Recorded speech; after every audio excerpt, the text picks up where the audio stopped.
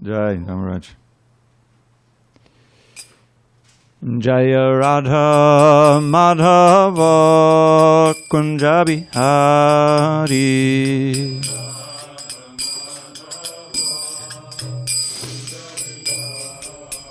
Jaya Radha Madhava Kunja Bihari.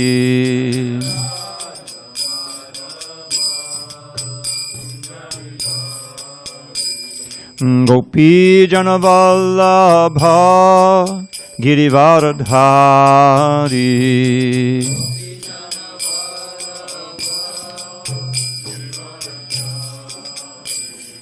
Gopi Jana Vallabha Girivaradhari.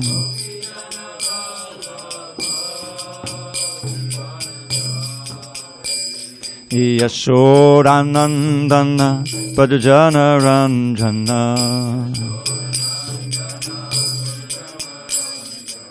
Yashodanandana Padjana Ranjana.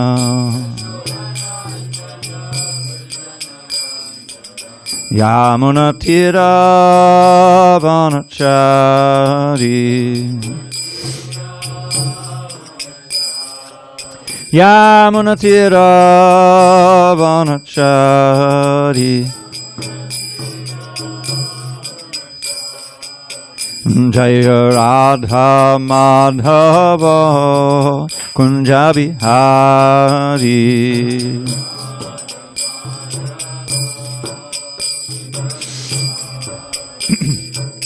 Hare Krishna, Krishna Krishna, Hare Hare, Hare Rama, Rama Rama, Hare Hare.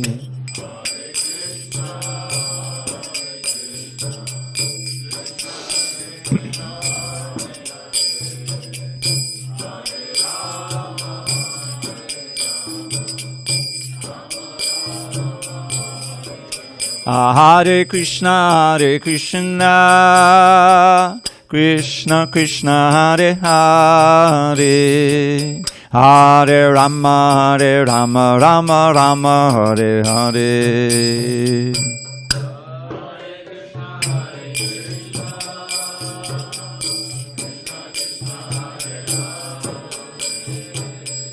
Hare Rama,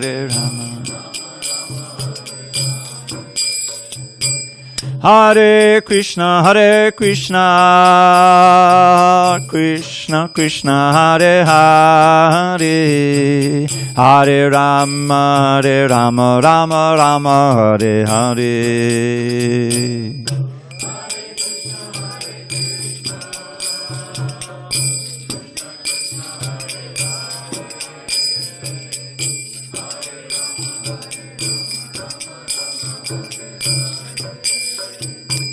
Jaya Radha Madhava Kunja Bihari.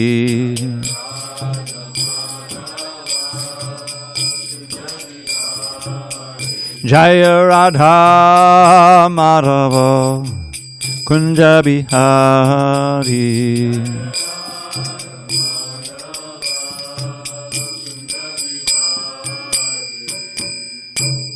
Jai Mr. Paramahamsa, Purudikacharya, Ashtottara Sri Srimad, His Divine Grace, Srila A.C. Bhaktivedanta Swami Prabhupada ki Jai. ISKCON BBT Founder Acharya Srila Prabhupada ki Jai. Jai Om Vishnupad Paramahamsa, Purudikacharya, Ashtottara Sri Srimad, His Divine Grace, Srila Bhakti Siddhanta Saraswati Thakur ki Jai. Ananta Koti Vaishnavin ki Jai. Namacharya Srila Haridas Thakur ki Jai. Srimad Bhagavad Gita ki Jai. Samaveda Bhaktivinoda ki Jai. All glories to the assembled devotees. All glories to the assembled devotees. All glories to the assembled devotees. All glory to Shri Guru and Gauranga. So I left my book at home. Can I have a book? That one looks pretty eligible. I know what verse it is though. Thank you, man. Okay.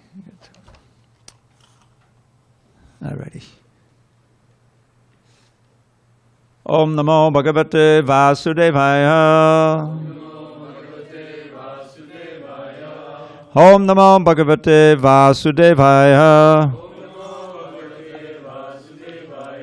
Om Namo Bhagavate Vasudevaya.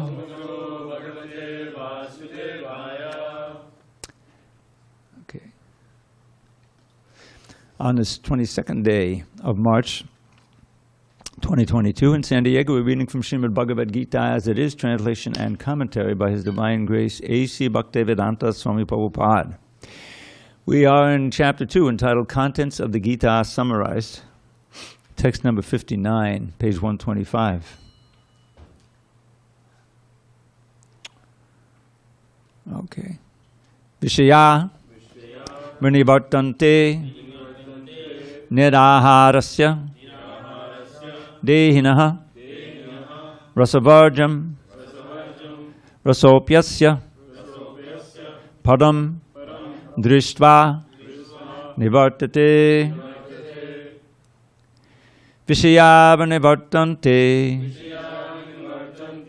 Niraharasya Dehinaha Rasavarjam Rasopyasya Padam Drishtva Nivartate Vishayavanivartante Niraharasya Dehinaha Rasavarjam Rasopyasya Padam Drishtva Nivartate Vishayavanivartante Niraharasya Dehinaha Rasavarjam Rasopyasya Padam Drishtva Nivartate. Krishna Bhagavan. Vishayavanivartante Niraharasya Dehinaha Rasavarjam Rasopyasya Padam Drishtva Nivartate. Dhamaraj.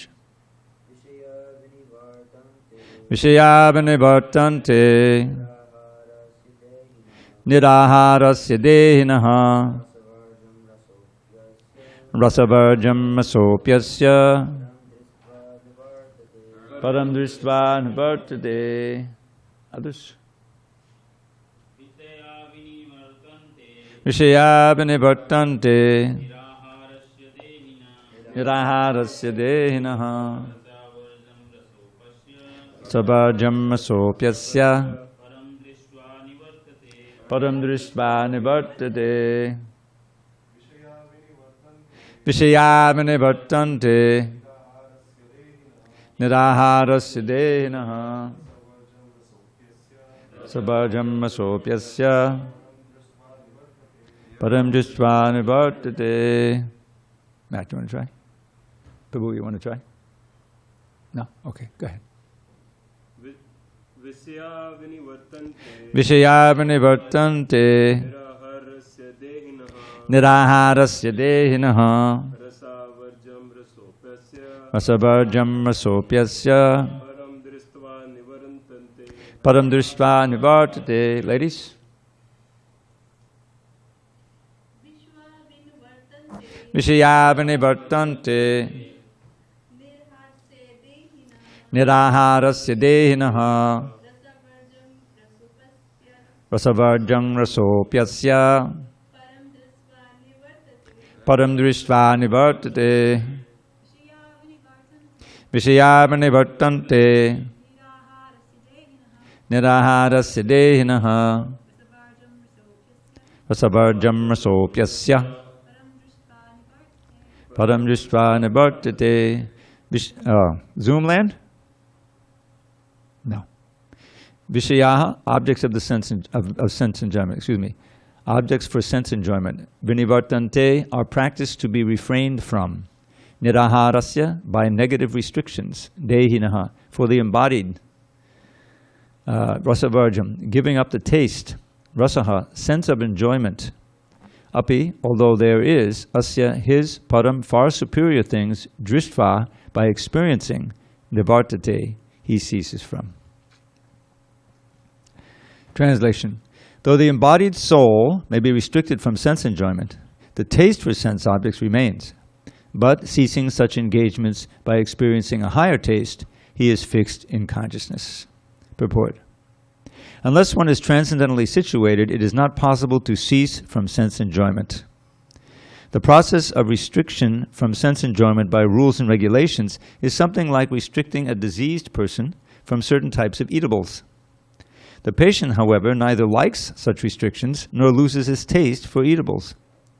Similarly, sense restriction by some spiritual process like Ashtanga Yoga in the matter of yama, niyama, asana, pranayama, pratyahara, dharana, dhyana, etc., is recommended for less intelligent persons who have no better knowledge. But one who has tasted the beauty of the Supreme Lord Krishna in the course of his advancement in Krishna consciousness no longer has a taste for dead material things. Therefore, restrictions are there for the less intelligent neophytes in the spiritual advancement of life. But such restrictions are only good until one actually has a taste for Krishna consciousness. When one is actually Krishna conscious, he automatically loses his taste for pale things. Om jnana timirandasya jnanandana shalakaya chakshu unmilitam mena tasmai shri gurave namaha. I was born in the darkest of ignorance, but my spiritual master Srila Prabhupada opened my eyes with the torchlight of knowledge. I offer my humble obeisance unto him and all members of Sri Parampara. So this verse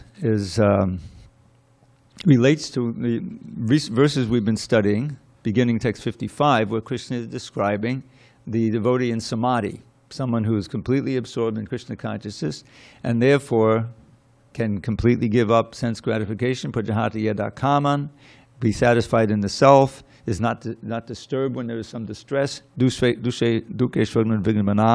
and so forth.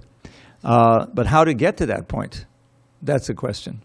I mean, if you really study these, it's quite a dukeshwana vigmana. If there's some misery, the mind is not at all disturbed by it.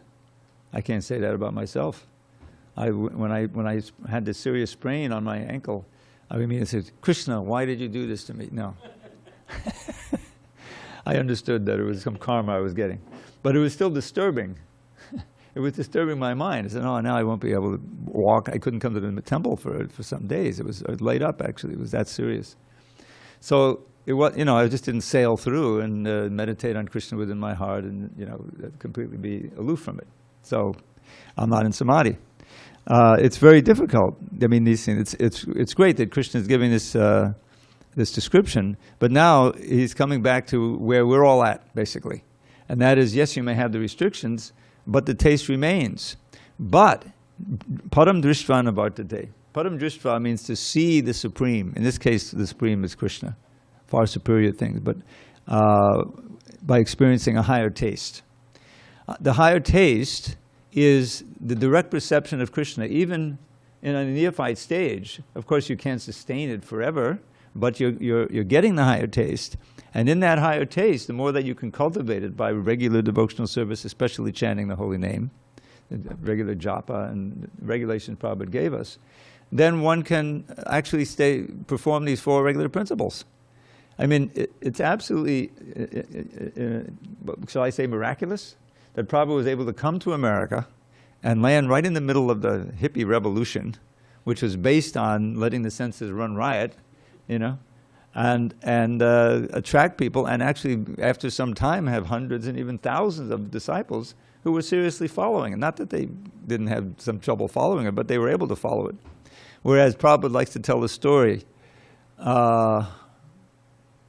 Marquis of Jetland, I think he was, one of his godbrothers, Bhaktisiddhanta Saraswati Thakur, was very eager to preach in the West. And from India, the West, the first West was UK, was England, So he sent a team there, led by one of Prabhupada's godbrothers. They were all his godbrothers. And they had money behind them, they had books, they had everything. Unlike Prabhupada. Prabhupada had, $10 with him? And but they were trying to meet the upper crust, the lords and the ladies, that's what they weren't trying to deal with the hoi polloi, they were meeting and so Prabhupada tells a story that one of the lords there, I think it was Lord Jetland, he knew because India had been ruling India for so long. The Raj, they knew the stature of a Brahmin and how that was at the upper crust of society, and he was at the upper crust of UK society, Lord something, Marquis. So he asked, "Can you make me a Brahmin?" He wanted, "Can you make me a Brahmin?" And so the Prabhupada's godbrother said, "Sure. You just have to follow these 4 regular principles: no illicit sex, no gambling, no intoxication, and no meat eating." So what was the answer? Impossible. Impossible. It's impossible for him in that state of mind. It seemed impossible. And it is impossible if you don't have Krishna consciousness. So Prabhupada, he didn't, when he came to America, he didn't hand out pamphlets or, each lecture didn't begin with, here's the 4 regular principles if you want to be serious. No, he chanted Hare Krishna. He spent hours in the park. Now in the park, you can't even control the environment hardly, who's coming, dogs are coming, probably this guy. But he was chanting 3 hours with he didn't have a madanga, he had a little half of a bongo drum. I know, he's played a bongo drum. I saw what Prabhupada was carrying, and he's beating away, with a fancy beat, whatever he could do. But he was chanting, he was just chanting. And he had a small crew of people from 26 2nd Avenue with him. And gradually a crowd gathered because it was intriguing. There was something there, it was genuine. There was a power to it. The authenticity was coming. And when you got into that aura of the holy name and people were chanting, they're feeling something, as we all do. In spite of yourself, no matter where you're coming from. And some of them followed them back to the 26 2nd Avenue storefront, which was just 2 blocks away. I know the area because I used to live there. And this is how Prabhupada began his movement. He started in the Bowery, which is, I'll tell you, I know what the Bowery is. The Bowery is the place where if you lost your job, you're on you're down and out on your luck in Kansas City or Sioux City, Iowa, or whatever, you came to New York to the Bowery. It's not that everybody had their little. They may have had a few, but the place for the whole country was basically the Bowery where Prabhupada set up. So it was filled with what we used to call derelicts, people who would just drink and sit down on the curb. And it describes they were blocking. They would sleep in front of his door that he had to go up to live, and so they saw him, but he was respectable. He was obviously and so they would say, "Oh, excuse us," and they would move, roll over and then go back to sleep.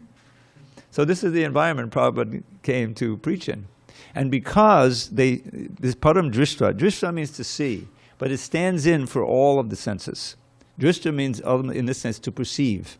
When you perceive the param here means Krishna. It means the Supreme.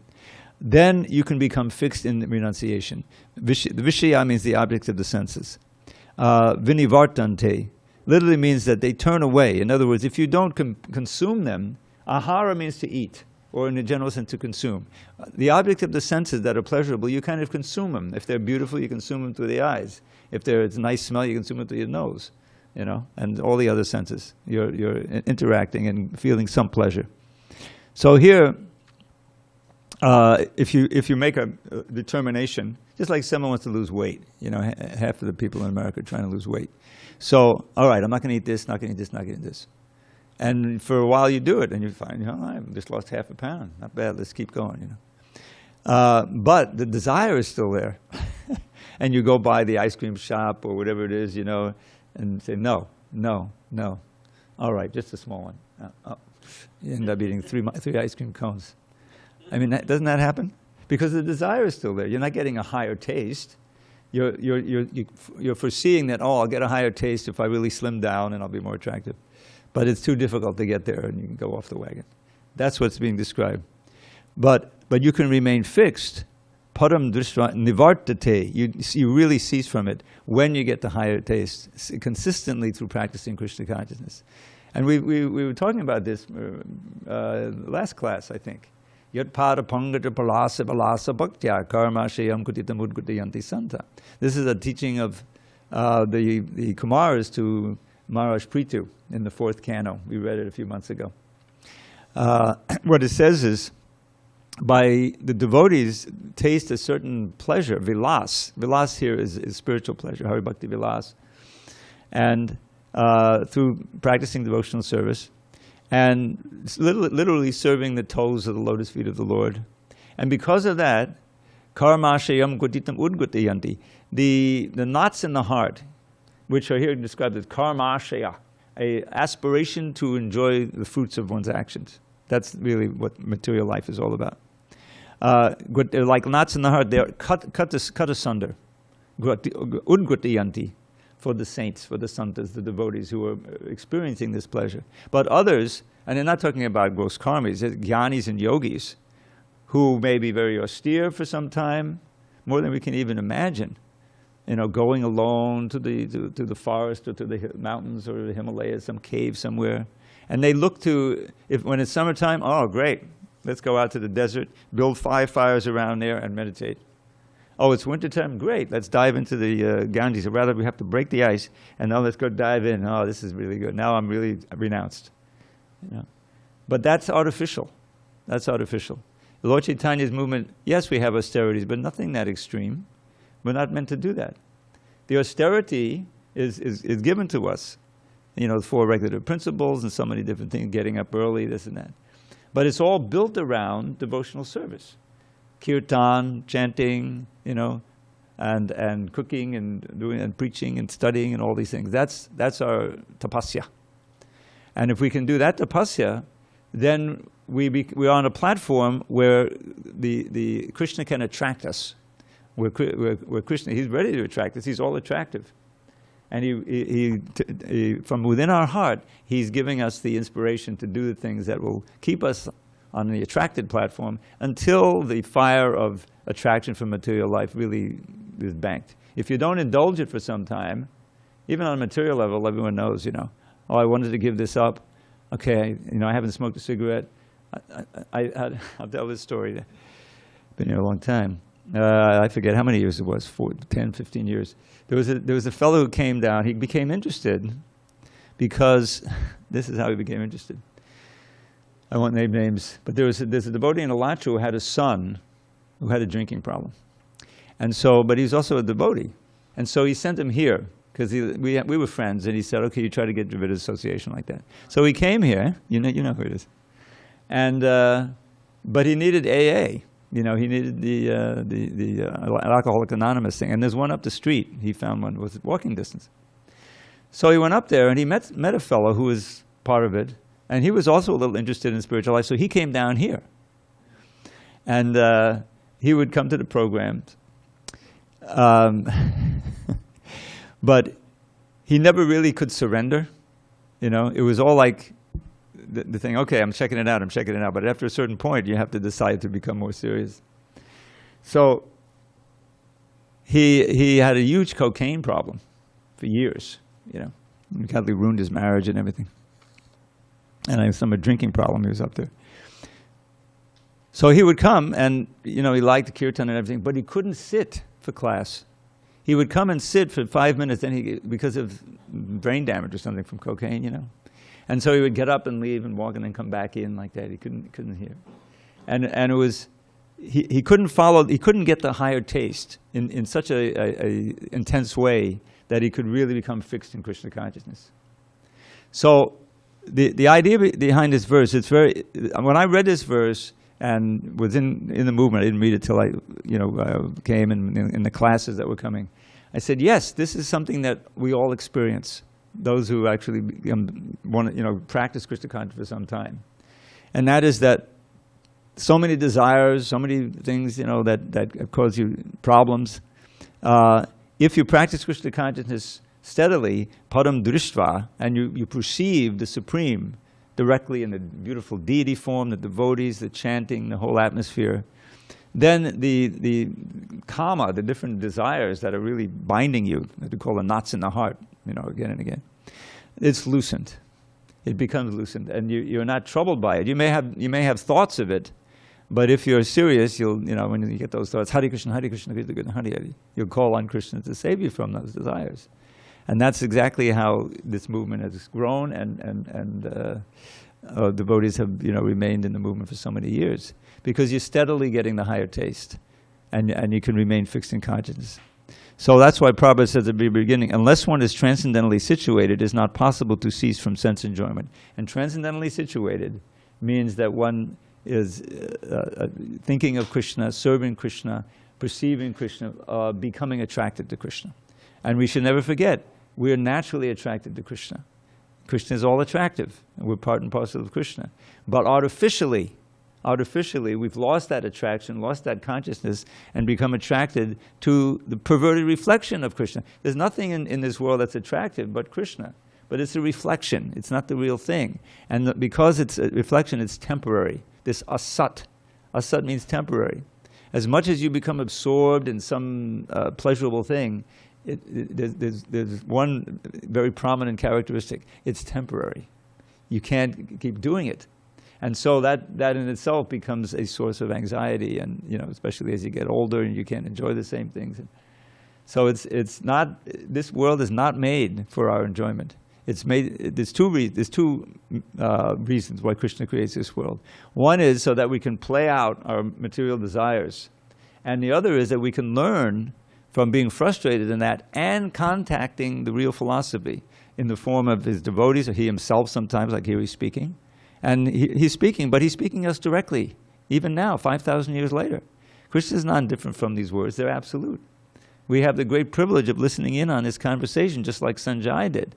And what happened at the end, if you read at the very end of the book, saying, oh, my hair's standing on end when I think of this conversation. He was appreciating.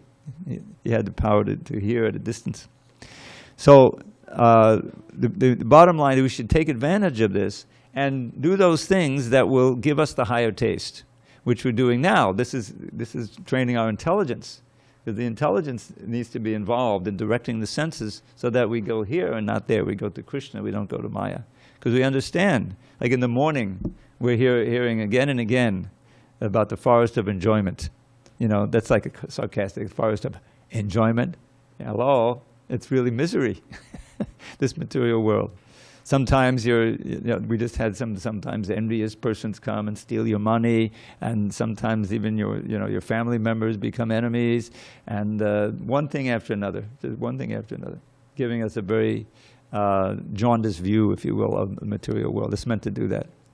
But then I'm going to give class tomorrow, and I plan to read some very positive things as a contrast, because the Bhagavatam is ultimately extremely positive.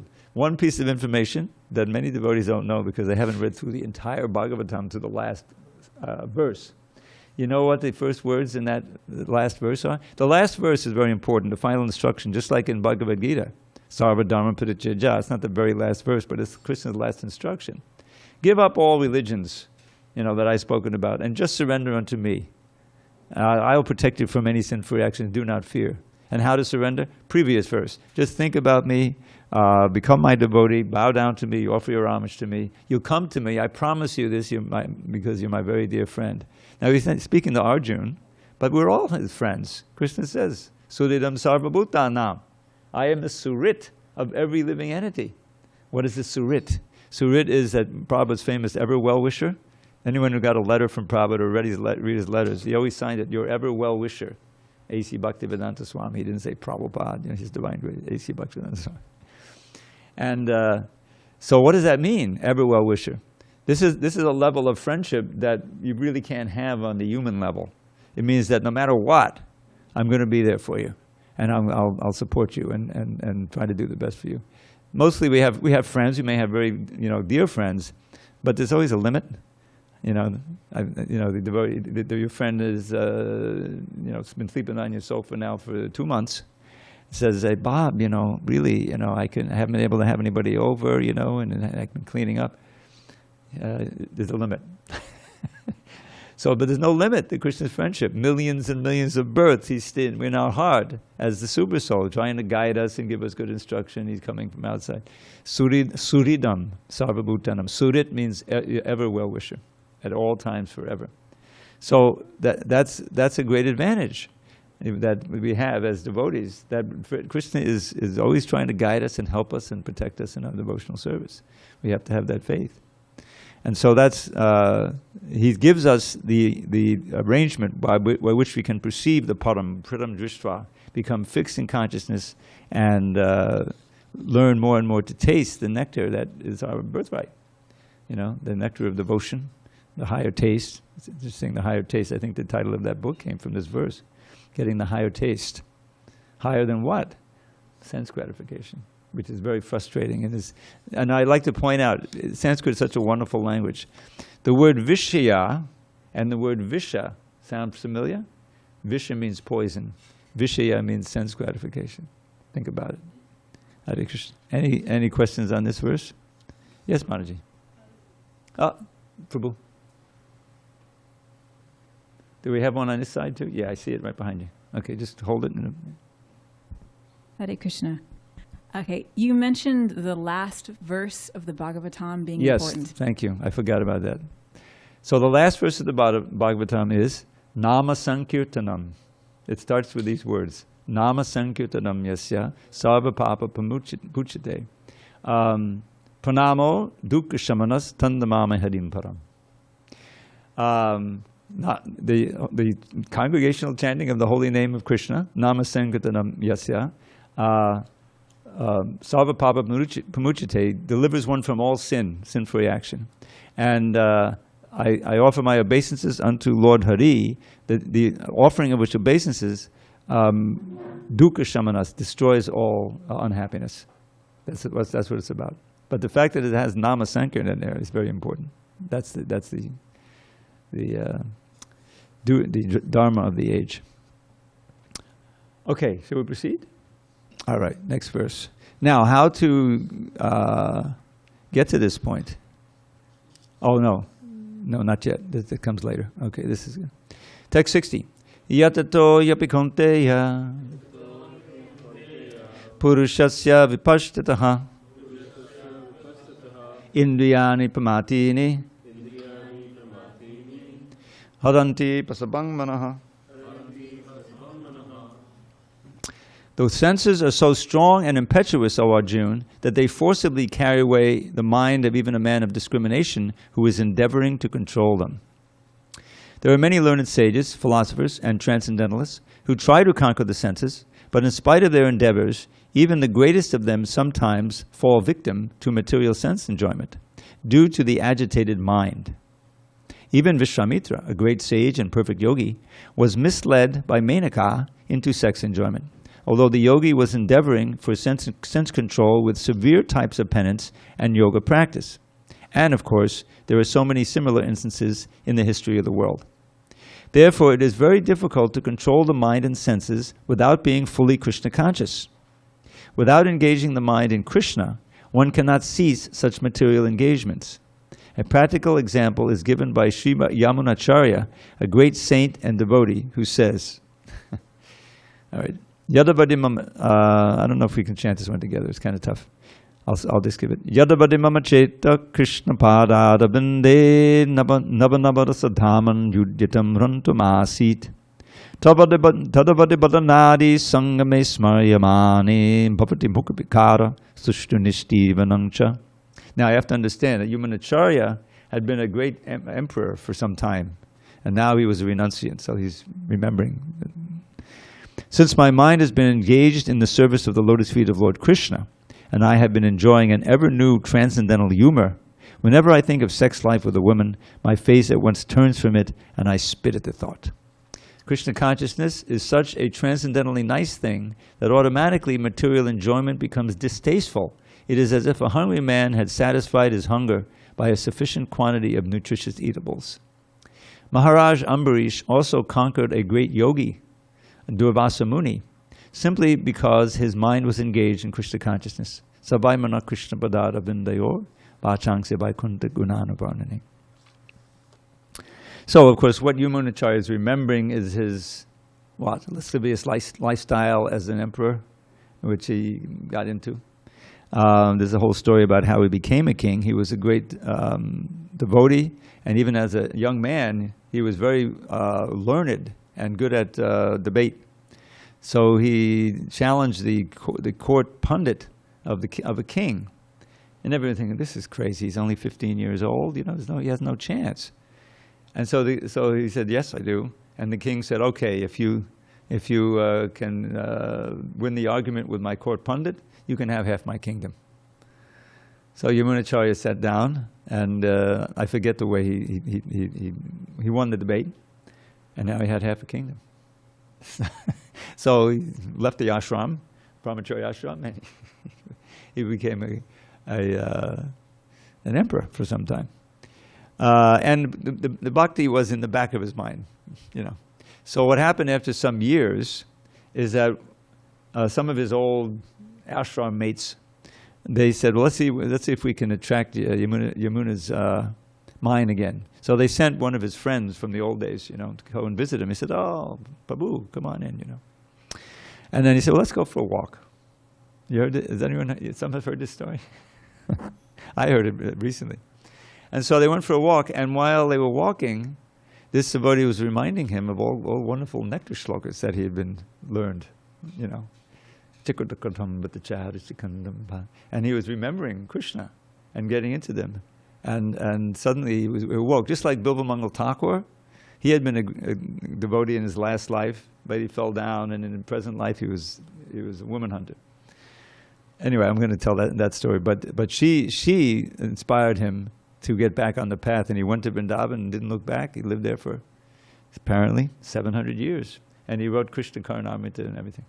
So anyway, they were chanting all of these beautiful verses about Krishna, and Yamunacharya was becoming more and more enlivened because his previous bhakti life was awakened, and he just kept walking. He left the kingdom, went back to the ashram, went back to the, you know, and became the spiritual master of Ramanujacharya.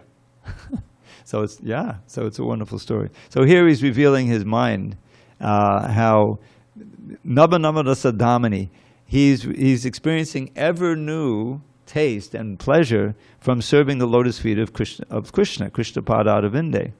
So that's the preliminary here. And ever since that, he's been doing that. Then, when he thinks of his lascivious activities from before, he's disgusted and he spits. You know, I mean, I can kind of relate to that. Not with that, but with like eating meat. I mean, I was just raised in regular Western, you know, and it was like the meal wasn't a meal until there was some meat there. You know, I mean, even to think about it, it's troubling. But after I joined, you know, and became accustomed to prasadam, it wasn't long before it was like, really? You know? There's two things. One is I mean, there's more than two reasons to give up meat. But for devotees, of course, it's the cows, you know. Oh my God, you ate all those cows. You feel very regretful, you know. And the wonderful thing, there's no attraction. You know, you mean the pakoras and the samosas and the wonderful sabjis and the feasts and everything. Prabhupada knew, you know, he needed to, and it was great. He was a great cook, and he was a great teacher. And so it wasn't long before you, and that detachment kind of taught you or gave you evidence for how you could be detached from other things by getting the higher taste. And that's what's being described here, is that yatato, endeavoring, one who's endeavoring. The senses are so strong, you have to be careful, you have to be vigilant. That's why there's so many rules and regulations, you know, of association between men and women, and all kinds of things. What you're allowing to come into your mind can attract you. So haranti pasabangmana, it forcibly pulls you away. And we've had records of that in our movement. Is that staunch devotees who weren't vigilant about their association, it comes back to sangha one way or another, found themselves, you know, even sannyasis. They fell away. So yes, it's a struggle, but it's worth it. It's the only struggle really that's worth it, because everything else just leads back to another birth, and you're back where you started from. But Krishna consciousness struggle, even if you know, we had that verse, there's no loss and diminution. So it's this morning we had, I think, Vijay was telling us and relating, and I heard this morning walk where Prabhupada says, you're supposed to be giving up gambling, but how are you gambling? He's on this morning walk, and no one can think of it. You're gambling by investing in me, and basically what Prabhupada says, in the process. But the thing about it is that you can feel it. In other words, it's not something that on a long distant time it'll happen. You'll get liberated, but between now and then it's just a slog. No, in Krishna consciousness there's all kinds of wonderful things. We had that festival in Laguna Beach.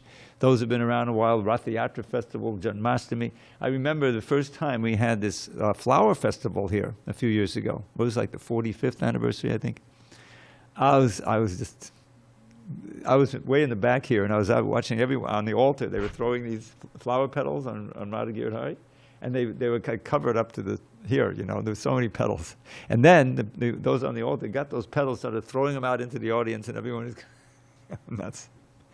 It was such a wonderful thing to watch. I wasn't even in the middle of it. I was just watching it.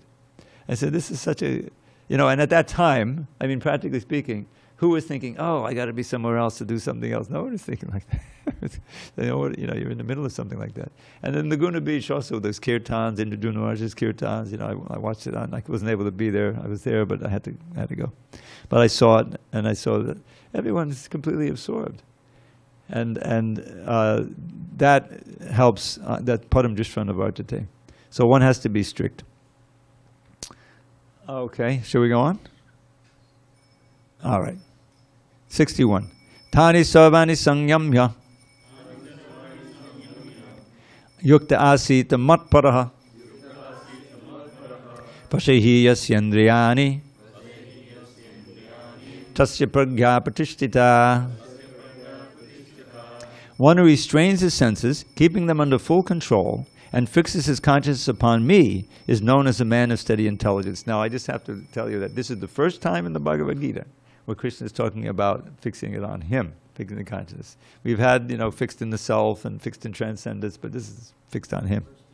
Yeah, this is it, text 61, second chapter. Purport, that the highest conception of yoga prefection is Krishna consciousness is clearly explained in this verse.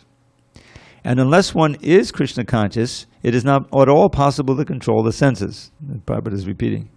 As cited above, the great sage Durvasa Muni picked a quarrel with Maharaj Ambarish, and Durvasa Muni unnecessarily became angry out of pride and therefore could not check his senses. On the other hand, the king, although not as powerful a yogi as the sage, but a devotee of the Lord, silently tolerated all the sage's injustices and thereby emerged victorious. The king was able to control his senses because of the following qualifications as mentioned in the Srimad Bhagavatam 9:4-18-20. So these are short lines, so we'll repeat after me. Savaimana Krishna Padara Vindayor Vachansi Vaikund Gunanuvarnane Karo Hare Mandira Marjanadishu Shooting Chakara Chuta Satkatodeye Mukunda Linga Laya Darshane Drisho Tanvritya Gatra Sparshinga Sangamam Granam Chatatpada Saroja Saurabhe Srimat Tulasya Rasanang Tarapite Pado Hare Chet Badabisan Asumi Pado Hare Chet Badanu Sarpane Shiro Rishikesh Padabi Vandane Kamam Chadase Natu Kama Kamyaya Yatottama Shloka Janashraya Ratihi.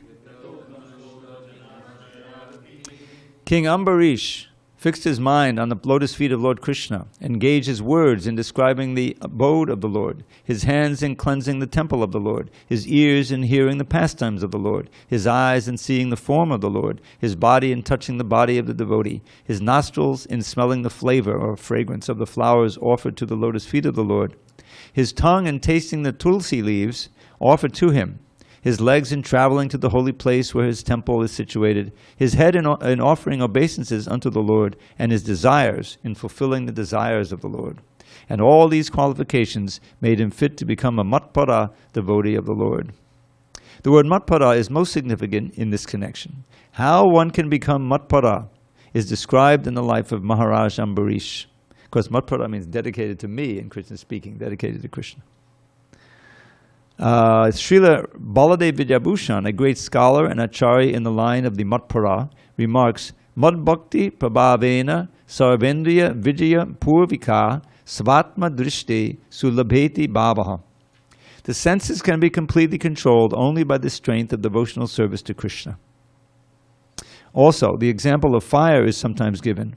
As a blazing fire burns everything within a room, Lord Vishnu, situated in the heart of the yogi, burns up all kinds of impurities. The Yoga Sutra also prescribes meditation on Vishnu, and not meditation on the void. The so-called yogis who meditate on something other than the Vishnu form simply waste their time in a vain search after some phantasmagoria. We have to be Krishna conscious, devoted to the personality of Godhead. This is the aim of the real yoga. So this verse, this is, as I mentioned, this is the first verse Krishna talks about matpada, focusing on himself as the object of meditation. And as is quoted often, smartavyak satatam vishno vismartavyo najatutik sarva vidina shedisha etayoreva kinkara, that to always remember Vishnu or Krishna and never forget him. All of the rules and regulations and practices that we perform are servants of these two. They all lead to that. So you have the do's and the don'ts. Do's and the don'ts. Any practice, any discipline that you undergo has a series of things you do and the things that you don't avoid doing. Sorry, I'm getting a little cramp here. Hare Krishna.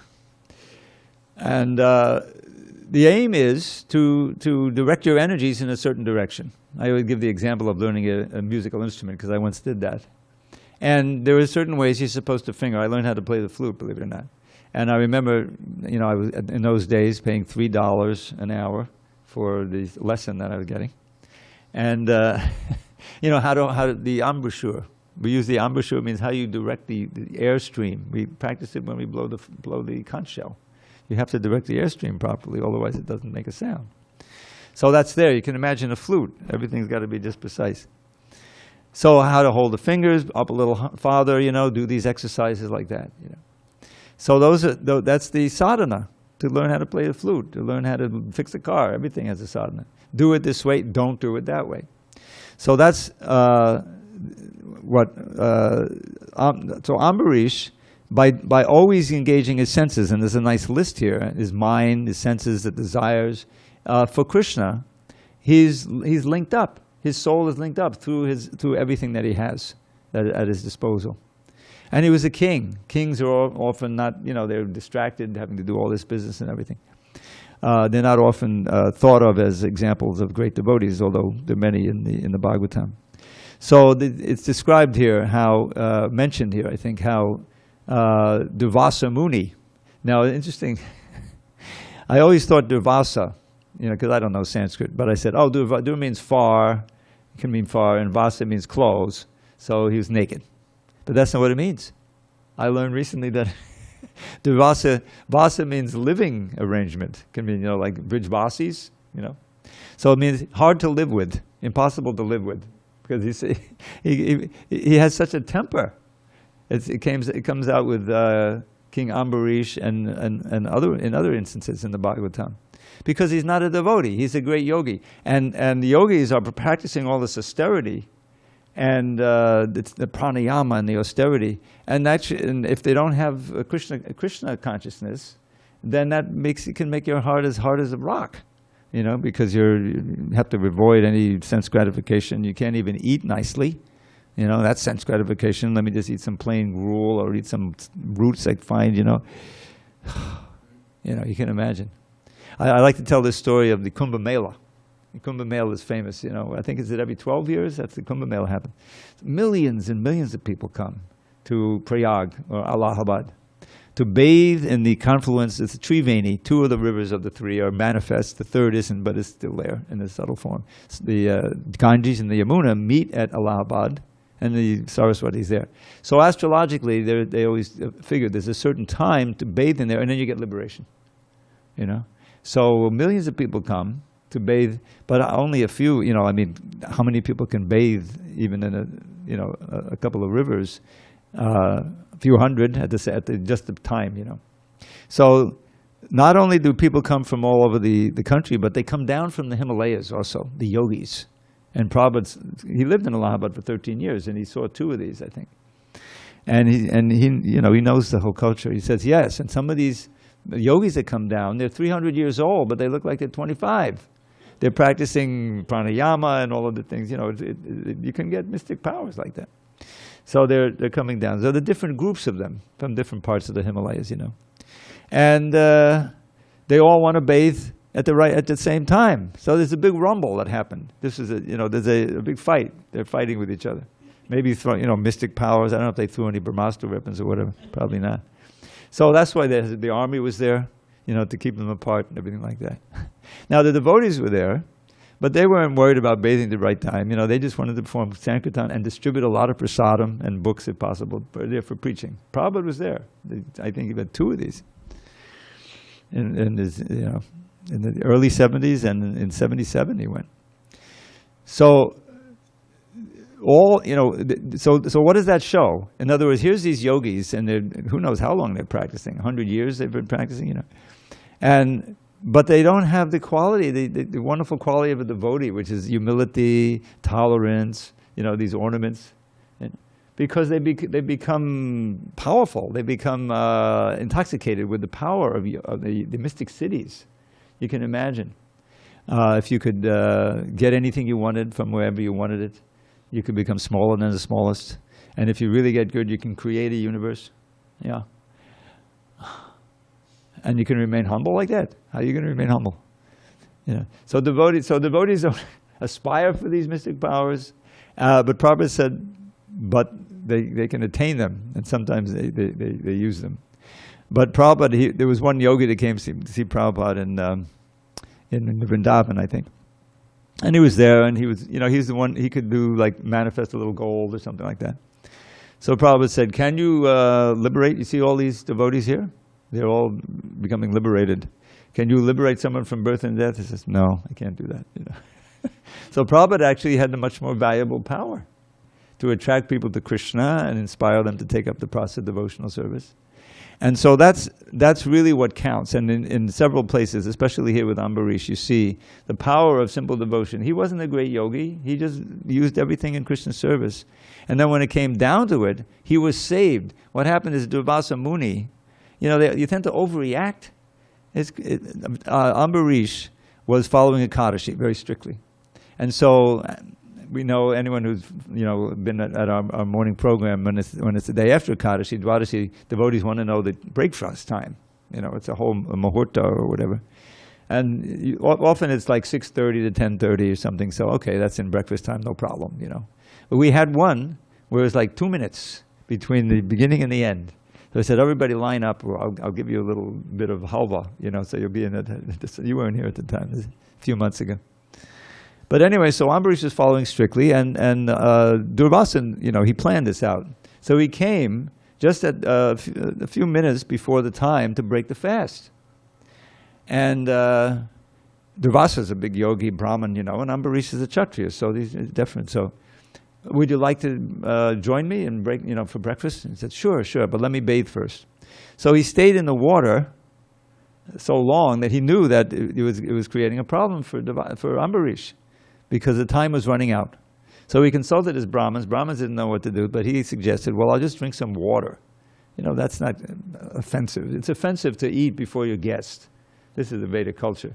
An unknown guest comes, an exalted guest, and he said, would you like to come for breakfast? Yeah. Okay, well, let me take a bath. And while he's taking a bath, you're taking your own breakfast? No, that doesn't work, right? You feed the guest first, or maybe he'll ask you to join like that. So what is he going to do? He can't break the fast at the time. So he said, I'll drink water. That's breaking the fast, but it's not really offensive. I'm not eating. But Durvasa, by his mystic power, said, you drank some water. He said, you've committed a great offense. So what did he do? Did he turn his back in a huff and leave? No. He took some hair, I think, from his bed and threw it down and created a kritya. A kritya, I learned by investigation. A fiery demon, but it's a demoness. A lady whose body is just made of fire. And she was coming to burn him to ashes. So there's a nice painting of this. Ambarish wasn't fazed. He was just chanting Hare Krishna. If I'm supposed to die now, I'll go back to God. No one dies. So he's just standing there. And what happened is the Krishna's Sudarshan Chakra came, killed the Kritya, and then went after Durvasa.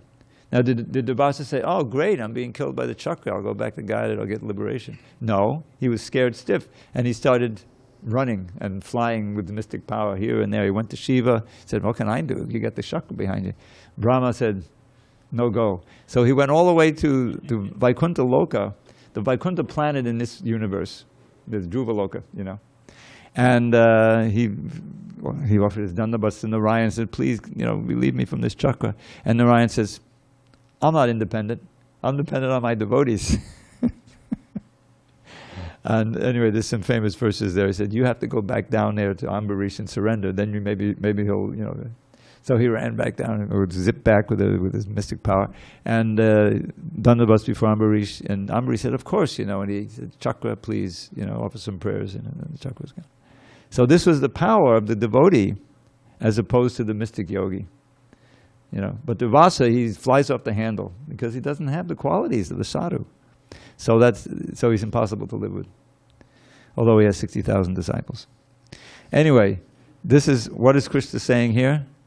Tanisa yukta matpara. The whole thing begins here that one has to fix his mind on Krishna and dedicate it to Krishna, and then everything follows from that. And that's what the whole Bhagavad Gita focuses on. Especially you'll find chapter 9, chapter 12 is wholly and solely about bhakti. So it's all bhakti. We're late. All glory to Srila Prabhupada. Hari Hari Bol.